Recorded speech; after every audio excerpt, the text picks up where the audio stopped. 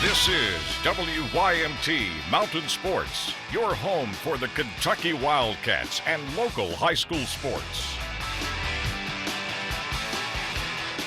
Alex Poitras plays the game of his life at Kentucky. Career high 25 at Alabama for Alex as the 9th-ranked basketball Cats get back on track on Saturday in Tuscaloosa. The win is the first true road win of the season for the Cats. Poitras goes 8 of 10 from the field. Of course, most of those points scored in the paint. Kentucky as a team outscored the Tide 34-20 inside.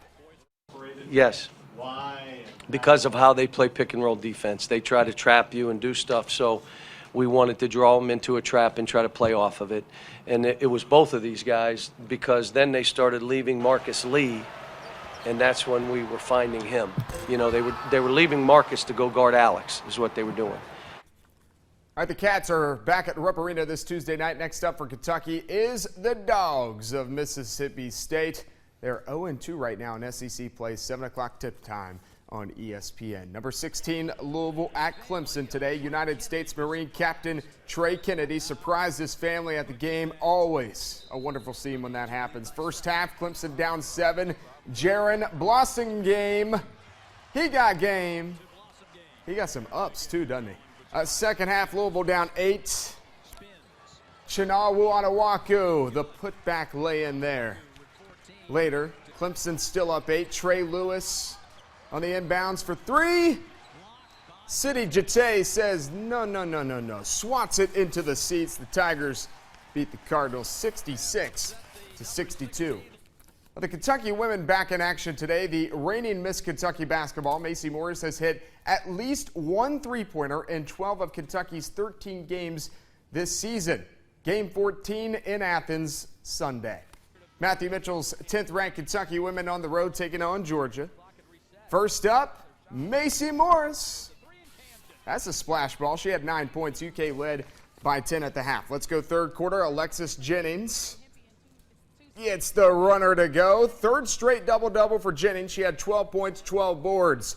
In the fourth quarter, Kentucky up 8. Michaela Epps, I just don't know how she does it. Keeps her balance and her dribble and scores for her 10th point of the game. Under 2 minutes to play, Kalia Robinson makes it a 5-point game. That gets the home crowd pumped up, but Michaela Epps quickly silences that home crowd. She had a team-high 13. Kentucky improves to 2-1 in league play with the 64-53 win. Said before the game, this is going to be the toughest game of the year so far. We just have so much respect for Georgia and their defensive intensity, and I just knew it would be a real tough game, and it was. So we're extremely proud of our team. They fought with a lot of grit and a lot of determination, withstood a really tough Georgia run there at the end of the game, and really proud that we can get out of here with the win tonight. And the kick is drilled, and the Steelers are back ahead at 18-16. The Bengals playoff debacles continue. Coming up next, the Steelers eliminate Cincinnati, and we'll talk about that one play that's getting all the attention right now. Welcome back. The 15th Region Girls All-A Championship on the line today at the Expo Center. The winner goes to Frankfort with a chance to win the All-A state title.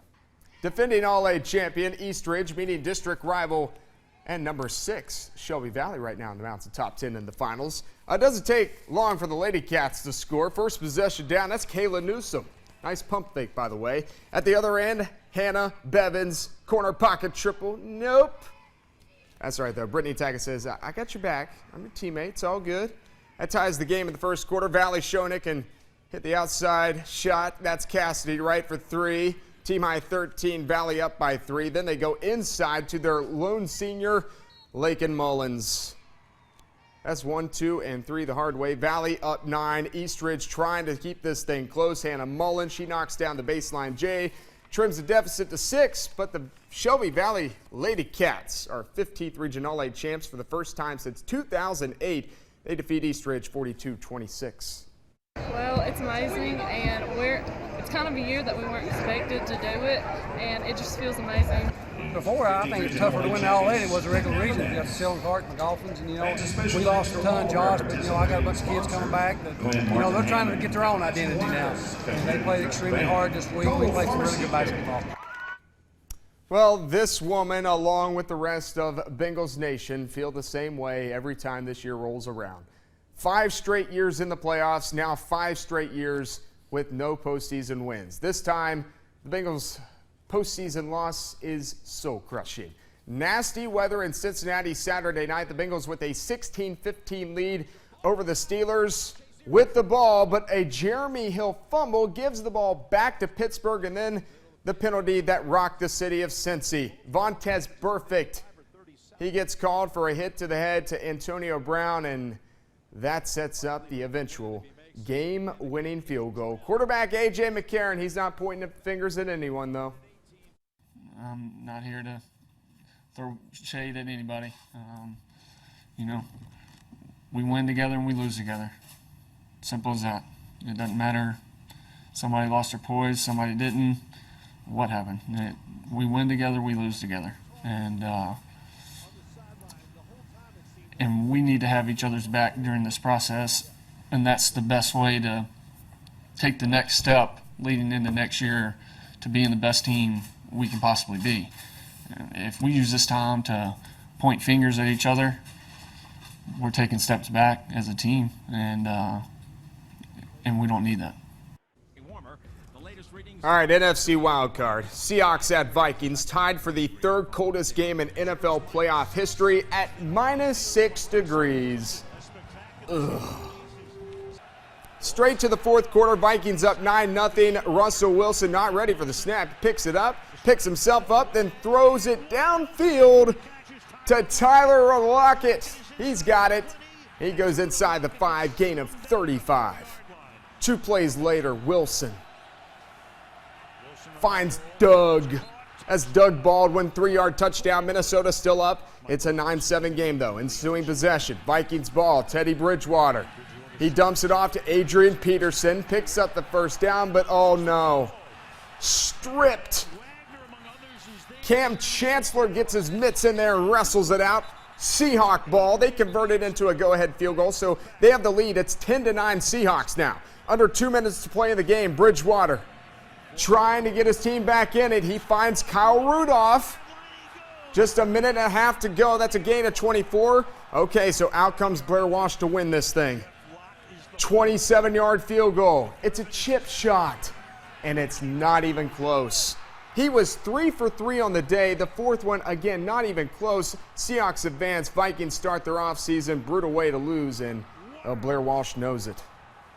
I just didn't put a swing on it that would be acceptable by anybody's standards. I worked real hard, and I worked real hard to get myself to a place where I was very, very consistent for this team all year. And in that moment, the moment they needed me the most this year, I wasn't. So that stings. I'll be working hard to erase that from my career, but it'll take a while. Packers lost to the Vikings last week, meaning they had to go to Washington in the NFC wild card. 2nd quarter, packed down 11-0. Aaron Rodgers doing Aaron Rodgers things, escapes the pressure and finds the former Kentucky Wildcat Randall Cobb for the touchdown. 3 catches, 38 yards, and that touchdown for Cobb. Jump to the 4th quarter.